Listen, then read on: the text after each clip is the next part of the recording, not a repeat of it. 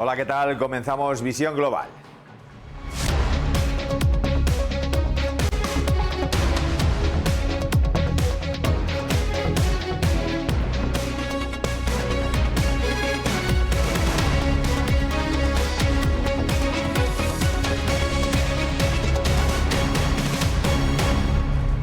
Hola, buenas tardes. El precio de la luz se dispara este miércoles a un nuevo máximo histórico, más de 106 euros por megavatio hora. Se ha encarecido un 4,6% con respecto a ayer martes y pasa a ser el más caro de Europa. En concreto, el pool eléctrico registrará hoy un precio medio de 106,57 euros megavatio hora, pulverizando así los 103,76 euros que eran el récord histórico en el mercado y que databan del 11 de enero del 2002. A lo largo de hoy, el precio de la luz alcanzará un máximo de 110,64 euros megavatio hora, mientras que el mínimo para la jornada será de 100,83 euros megavatio hora. Los altos precios de esta semana se deben a las tarifas de gas y de los derechos de emisión de CO2. La oposición ha avalado este miércoles en el Congreso de los Diputados el decreto ley con la rebaja temporal del IVA al 10% a la factura eléctrica y la suspensión temporal del impuesto a la generación que pagan las eléctricas, si bien han cargado por la falta de más medidas con las que contener un alza de los precios en máximos históricos. Y es que este mismo miércoles superará, como hemos dicho, en el mercado mayorista un precio medio de 106 euros por megavatio, pulverizando los 103,76 euros megavatio.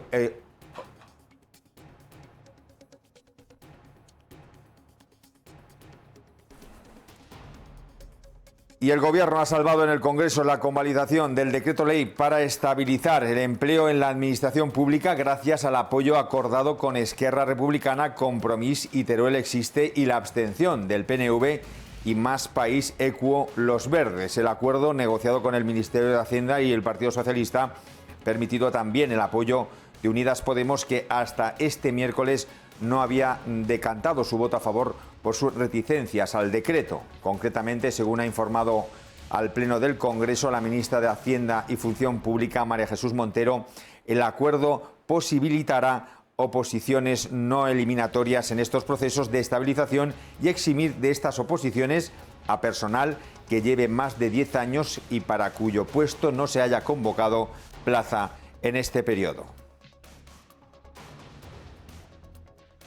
El Congreso también ha convalidado hoy en el Pleno Extraordinario el decreto ley por el que el Gobierno eliminó la obligatoriedad de usar mascarillas en el exterior siempre que se pueda mantener la distancia de seguridad. El Consejo de Ministros aprobó este decreto el pasado 24 de junio y entró en vigor tras su publicación en el Boletín Oficial del Estado, pero tal y como fija la ley, debía pasar por el Congreso para su ratificación. Esta llega precisamente en plena quinta ola del coronavirus, con los contagios en plena escalada y con el incremento de las hospitalizaciones pese al buen ritmo que lleva el proceso de vacunación en España. Precisamente los contagios se multiplican por 6 sin la mascarilla. En 3 semanas España suma casi 3.000 pacientes más ingresados en los hospitales. La eliminación de las mascarillas al aire libre, la relajación de las restricciones y la expansión de la variante Delta del virus están causando estragos en España. Desde que el Gobierno decidiera suprimir la obligatoriedad de los protectores en la boca en zonas exteriores el pasado 26 de junio, más de 318.000 personas se han contagiado. La incidencia de casos diagnosticados de COVID en los últimos 14 días por cada 100.000 habitantes se ha multiplicado por 5,6 y la incidencia a 7 días lo ha hecho casi por 6,5. En total, nuestro país ha pasado entre el 25 de junio y el 16 de julio las fechas utilizadas para realizar la comparación de 3,782 millones de infectados a más de 4,1 millones, cifras estratosféricas que amenazan con diluir el efecto beneficioso de la vacunación.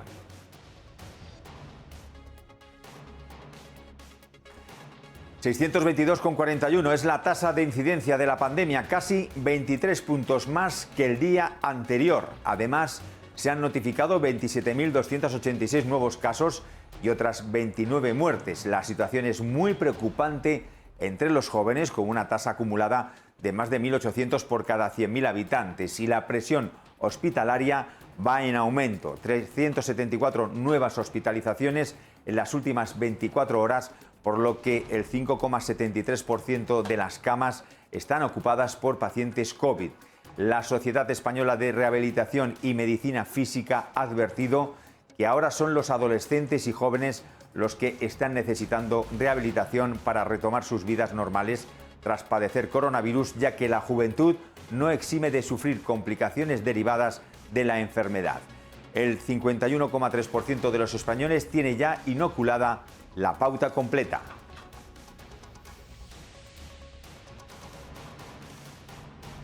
El presidente del Gobierno, Pedro Sánchez, está de viaje a Estados Unidos para atraer inversores. La novedad más importante es que no se va a reunir con el presidente americano Joe Biden. Tampoco va a tener encuentros políticos en su agenda. El presidente del Gobierno, Pedro Sánchez, ha justificado este miércoles el carácter exclusivamente económico de su gira por Estados Unidos, sin reunión con el presidente, como decimos, americano, para centrarse en buscar inversores privadas de las empresas estadounidenses que contribuyan al proceso de recuperación y transformación que ha iniciado la economía española en la recta final de la pandemia. Sánchez ha sido preguntado por los motivos de su visita y también por la razón de que no haya aprovechado su presencia en Estados Unidos para verse con Biden, con el que hasta ahora solo ha mantenido una breve charla durante su participación en la cumbre de la OTAN en Bruselas el pasado mes de junio. Tal y como ya explicó Moncloa cuando se anunció la gira, Sánchez ha defendido la necesidad de emprender esta ronda de contactos con relevantes fondos de inversión.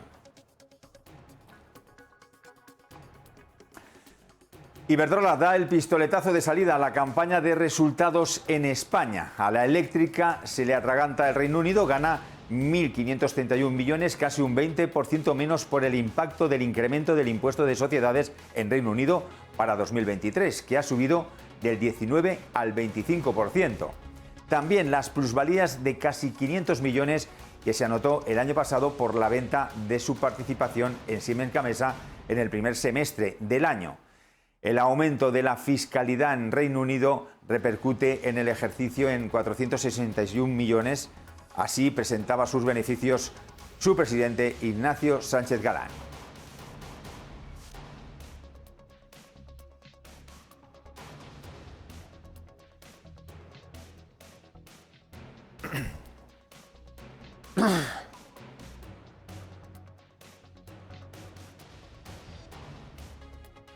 De nuestros negocios en Estados Unidos y Brasil. El incremento del impuesto de sociedades en el Reino Unido nos obliga a hacer una provisión extraordinaria, con lo que el beneficio contable sería de 1.531 millones. Estas cuentas conviven con la batalla que enfrenta en los tribunales su filial. En un comunicado a la CNMV, el Consejo de Administración de Iberdrola Renovables asegura que ha tomado razón del auto dictado el pasado 9 de julio por el Juzgado Central de Instrucción número 6 en la pieza del caso Villarejo, mediante el que se acuerda, conforme a la solicitud del Ministerio Fiscal, citar como investigada a Iberdrola Renovables, energía filial de la subholding Iberdrola España, como posible autora de un delito de cohecho.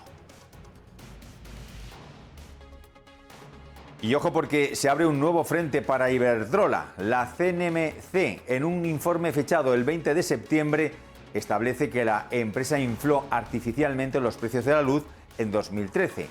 Hubo un perjuicio económico para los demandantes de unos 105 millones de euros y, según la CNMC, la compañía fue responsable de ese trucaje de precios. El informe concluye que Iberdrola retiró las fuentes de energías baratas para inflar el precio, lo que provocó que esas energías baratas no resultaran despachadas en el mercado.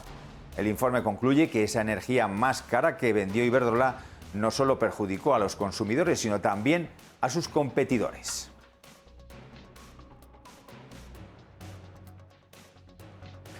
La facturación de las empresas, que se incrementa un 39,9%, la segunda mayor subida desde 2002. Con este repunte, inferior en casi 19 puntos al registrado en abril, las ventas de las empresas encadenan 3 meses consecutivos de alzas interanuales, después de haber pasado un año en negativo por el impacto del COVID. Corregida de efectos estacionales y de calendario, la facturación de las empresas se incrementó un 37,7 en mayo, tasa 20,3 puntos inferior a la de abril.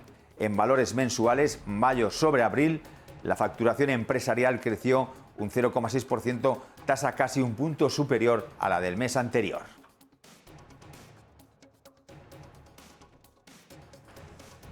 Línea Directa aseguradora logra un beneficio de 58,2 millones hasta junio, un 1,2% menos. Se trata de un beneficio ligeramente por debajo de los resultados obtenidos en los 6 primeros meses de 2020, un año excepcional marcado por una caída brusca de la movilidad y la siniestralidad como consecuencia del confinamiento. El beneficio mejoró un 8% y el beneficio antes de impuestos del grupo alcanzó los 77,6 millones de euros, lo que supone una caída del 1,1%.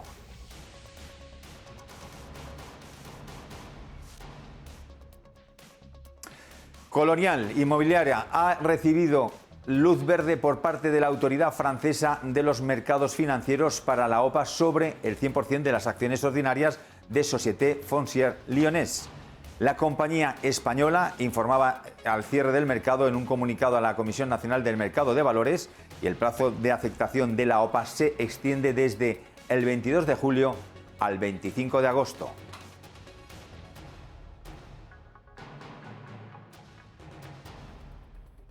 Las principales telecos acuerdan dejar de realizar llamadas comerciales a la hora de la siesta. Movistar, Orange, Vodafone, MásMóvil y Euskaltel han anunciado un comunicado conjunto que han elaborado un nuevo código ético para garantizar las mejores prácticas de comercialización de sus productos y servicios en materia de televenta.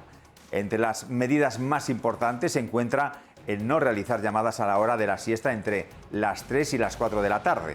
Esta iniciativa se va a desarrollar a lo largo de los próximos meses y como tarde el 1 de enero de 2022. El acuerdo también incluye controlar a través de auditorías para que los distribuidores y otras plataformas de emisión de llamada para que no utilicen medios engañosos, fraudulentos ni, en general, desleales para la competencia.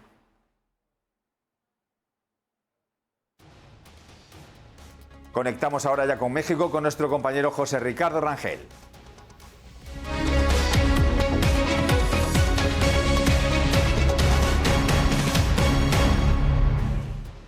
José Ricardo, ¿qué tal? Buenas tardes. ¿Qué tal, Manuel? Mucho gusto otra vez de saludarte y a saludar a todos nuestros amigos ahí en España, como todos los días, deseando que haya sido un día muy productivo. Aquí estamos pues en mitad de la sesión, como siempre, mi querido Manuel, amigos. Y bueno, en el índice de precios y cotizaciones estamos levantando otra vez. Recordemos que el día lunes tuvimos una contracción del 2.84%. Sin embargo, pues el día de hoy estamos en terrenos positivos con 1.34 a la alza.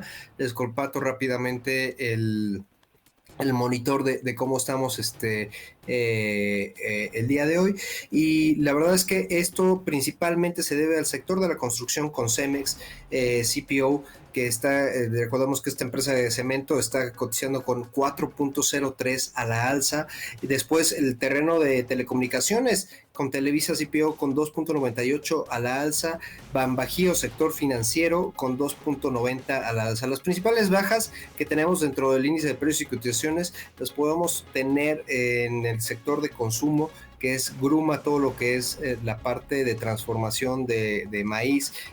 Como ustedes recordarán, aquí utilizamos mucho la tortilla, que comúnmente los vemos en los tacos, con 1.51 a la baja. La parte de la construcción con Grupo Carso con 1.15 a la baja. E importantísimo, aquí ya empezamos la etapa de reportes trimestrales, Manuel, amigos, y bueno, pues principalmente se han dado pues varias empresas, una de ellas la bolsa. Recordamos que México tiene dos bolsas de valores, y una de ellas pues ya cotiza ya con más de 100 años aquí en el mercado, pues ya cotiza dentro del mercado de valores. Esto es interesante porque en el reporte trimestral que acaban de tener, se ve una contracción sobre todo en la parte de ingresos del 3.7%, y aparte del EBITDA, que recordamos que es la utilidad de operación de las empresas, con menos 4,9%. Esto es importante porque, pues vaya, todas las divisiones, recordamos que una casa de bolsa lo que hace es apoyar al financiamiento de las empresas, y también pues la parte de custodia y manejo de operaciones. Y esto es interesante porque hubo, si bien tuvo ingresos, lo que no existió fueron depósito de valores. Aquí, como ya habíamos comentado anteriormente, pues vaya, varias empresas que están cotizando precisamente dentro de las bolsas o de la bolsa de valores, pues bueno, han decidido pues separarse de este tipo de financiamiento y recurrir nuevamente al sector privado. La parte también que es importante resaltar, Manuel, amigos, la parte del sector aeroespacial, y esto es principalmente porque recordemos que aquí en México ya no tenemos una aerolínea que se llamaba Interjet, que dejó de operar desde principios de febrero, marzo, y pues vaya, esto es importante porque los únicos competidores aquí ya tenemos nada más 3 aerolíneas, que sería Viva Aerobús, Volaris y Aeroméxico. Y Aeroméxico en peculiar reportó el día de ayer con un reporte, pues vaya, el ajuste que tuvo fue de 40.5% en sus ingresos, ¿no? Esto es, pues vaya, preocupante porque pues recordemos que la industria aeroportuaria pues se ha visto frenada. Sin embargo, a niveles comparativos, amigos, recordemos que estamos comparando el segundo trimestre con el segundo trimestre del 2020, cuando todo ya estaba parado. Entonces, los ingresos que podemos ver dentro de estos dos comparativos, pues vamos a tener crecimientos de a lo mejor 283.9%, como lo es el caso de Aeroméxico. Vamos a estar muy en línea viendo cómo están evolucionando estos reportes trimestrales y trayéndoles las mejores noticias a ustedes para que vean cómo se está comportando la economía aquí en México. Y vámonos con nuestro invitado, por favor, Manuel. Así es, Gerardo Herrera, gracias, buenas tardes, gracias por estar de nuevo aquí con nosotros en Negocios Televisión. Y le quería preguntar, ¿cómo está evolucionando la inflación ahí en México? Manuel, un gran saludo desde México. Buenos días en México, buenas tardes en España. Pues Manuel, yo creo que como en muchas partes del mundo, la inflación comienza a ser un tema de preocupación. A diario vemos en la prensa financiera internacional cómo la inflación está empezando a verdaderamente convertirse en prioridad en las agendas en Europa, en Estados Unidos, pues no menos en México.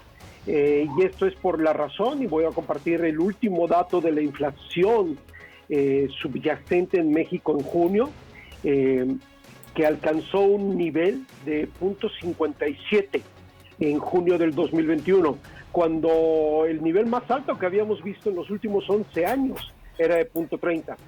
Esto se convierte en una inflación anualizada de 5.88, un poquito menor que el 6%, que es la que habíamos tenido en mayo, pero considerablemente mayor que la meta del Banco Central Mexicano, que es del 3%. De hecho, ya todos los analistas se habían hecho a la idea, como decimos aquí, de tener inflaciones alrededor del 4%, y pues estamos rondando los niveles de 6% anual, y como digo, en junio, 0.57. La gráfica nos muestra verdaderamente que sí estamos teniendo una inflación alta que se está sosteniendo. La inflación subyacente, recordemos, es aquella inflación ya descontando los productos volátiles, como alimentos, como energéticos, etcétera. Esta es la de los bienes duraderos. Entonces, pues efectivamente, Manuel, parece que la inflación llegó para quedarse por un rato, y ciertamente está siendo motivo de preocupación en la política pública y en los análisis de los inversionistas. Gerardo, sobre todo las decisiones, y has dado en el punto, habíamos escuchado la semana pasada precisamente a la Fed, a Jerome Powell, hablando que esta era pues una inflación transitoria, esta palabra que ya está de moda, transitoriedad. En Banco de México, en el Banco Central de México, ¿cómo estamos tomando la situación del control de esta inflación? Bien, pues yo te diría, en el Banco de México inicialmente algunos miembros del Banco Central, algunos de los subgobernadores, usaron el argumento de la Reserva Federal. Esto es transitorio porque obviamente si estamos comparando, por ejemplo, abril-mayo con respecto a abril-mayo del año pasado, que fue el gran encierro, pues claramente que la inflación es un poco alta. Pero cuando esto ya se mantuvo más allá de mayo y ya se mantuvo en junio, que en junio del año pasado ya estábamos en plena reactivación económica, plena reapertura, pues esta discusión que hemos tenido por cerca de 2 meses, si la inflación es transitoria o se está volviendo estructural, parece que se está inclinando hacia la respuesta de que la inflación está tomando visos estructurales. De hecho, retomando las declaraciones de la Reserva Federal, la Reserva Federal ha dado a entender que puede vivir con un poco de inflación estructural si es el costo de la reactivación económica, y esta es la cuestión clave. Una reactivación económica como la que se está viviendo alrededor del mundo, que es respuesta a un shock como el que vivimos el año pasado, normalmente va acompañado de periodos de inflación por arriba de lo normal, ¿sí? Los norteamericanos tenían una meta del 2% de inflación y andan en inflaciones del 4.23 anual, el doble de lo que ellos esperaban, que es más o menos un poco lo que nosotros estamos viviendo. Entonces, en la medida en que podamos decir, usando un dicho mexicano, consuelo, mal de muchos, consuelo de pocos, pues estamos siendo parte de esta situación que está permeando en muchas economías occidentales. En Europa también está siendo un tema de discusión. La reactivación está llevando a un sostenimiento de la inflación, y lo importante será ver la respuesta de la política monetaria, la respuesta de los bancos centrales. El Banco Central mexicano, sorpresivamente, porque verdaderamente que fue sorpresivamente, hace ya unas 3 semanas, subió la tasa de interés. Después de bajarla, México había estado en niveles hace más o menos de año y medio de 8.25, la tasa de interés líder del Banco Central, y la había bajado a 4%. Bueno, pues hace 3 semanas la subió a 4.25. Y la mayor parte de los analistas esperan que podría haber otro ajuste de tasas en la siguiente reunión de política monetaria del Banco Central, en agosto o en septiembre más tarde.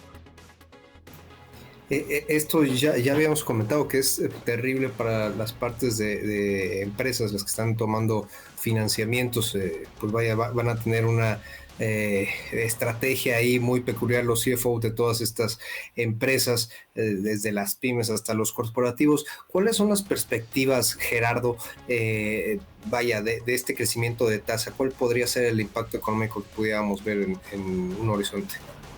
Ok, pues la buena noticia es que no va a ser una V, ¿sí? No va a ser, pasamos de 8.25 hace año y medio, bajamos a 4 y regresamos a 8.25. Por supuesto que no, nadie espera eso, porque el Banco Central sabe que una alza acelerada de tasas, pues verdaderamente puede descarrilar la recuperación económica. Pero sí se estima que para el mediados del 2022, la tasa de referencia mexicana, actualmente en 4.25, podría estar en niveles de 5.25, un punto porcentual completo. Entonces, efectivamente, para muchos planeadores financieros que ya esperaban un periodo prolongado o más o menos prolongado de tasas bajas, hace 2 meses incluso se especulaba que la tasa podría bajar todavía más, que podríamos verla en niveles de 3.75, y ahorita estamos hablando de posibles niveles de 5.25 en el horizonte de 12 meses. Entonces, efectivamente está obligando a muchos planeadores financieros a ajustar sus portafolios y sus vencimientos de deuda.